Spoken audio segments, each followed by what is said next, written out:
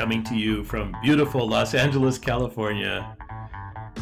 Welcome to Wine Press with Jess, a new show about wine appreciation, as well as other topics related to cultivating tips or insights for having a flourishing life, enhancing relationships, and igniting hope to make the world a better place.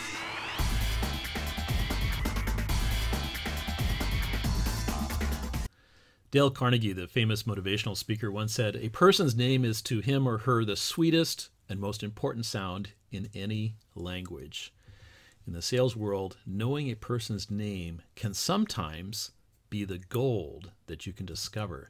William Shakespeare once said, "There is no sound so sweet as the sound of one's own name." So why is it so important to use other people's names? Well, it's because a person's name is the greatest connection to their own identity and individuality. Sometimes if you look at the root meaning of names, it actually kind of fits in with the way that people have grown up in life. It kind of fits their personality. It kind of explains why they do what they do in life. So here's the problem. What if you are kind of not the type of person that can remember names so easily? What if you find yourself forgetting names or calling people by the wrong name? When you do so, it can be pretty devastating to a business or personal relationships. So what can you do about it? How can you remember someone's name? How can you do it in such a way that it shows that they're important? So here's a few things that I've discovered in my life.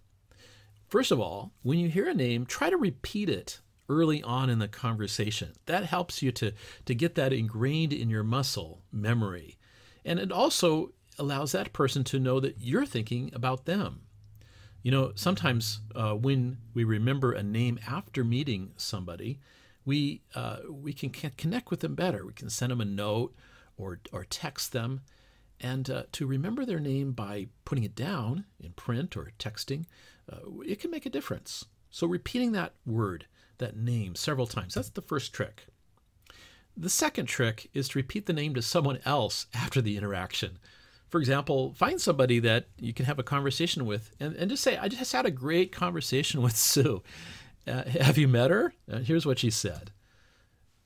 The third little trick that I've discovered is to try to take that name when you hear it and try to think of what it rhymes with. What it rhymes with. So if you hear the word Tim, for example, and the guy maybe has a little bit of a crazy looking hairstyle, think of Tiny Tim. You can kind of remember that name better that way.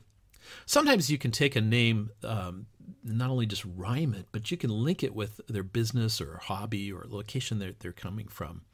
And so you can kind of do that.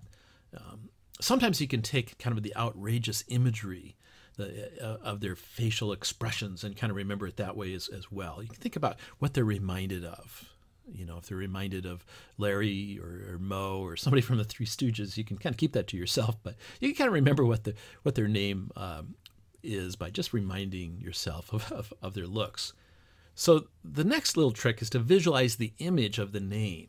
You know, try to associate the person with someone that you know, perhaps with the same name. You know, oftentimes people will have similar mannerisms or characteristics or facial expressions to that person with the same name.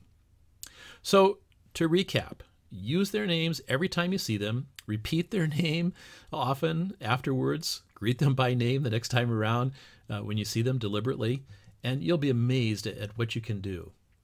Now, here's the drawback. According to Psychology Today, that magazine, it worsens with age, that ability to remember names. And so they've done a study in which 85% of middle-aged and older adults forget names. But here's the good news. Hearing our name, it activates our brain. So you're actually helping people when you remember their name, and you're helping yourself as well. Oh, here's one more tip from Dale Carnegie. He said this: picture images that sound like a person's name and combine it with other things you know about them. So if you meet someone named Laura from Brazil, imagine her with a laurel wreath on her head swimming in the Amazon River. Well, that's it for today. We'll catch you the next time around as we continue that series on entrepreneurial thinking. Cheers!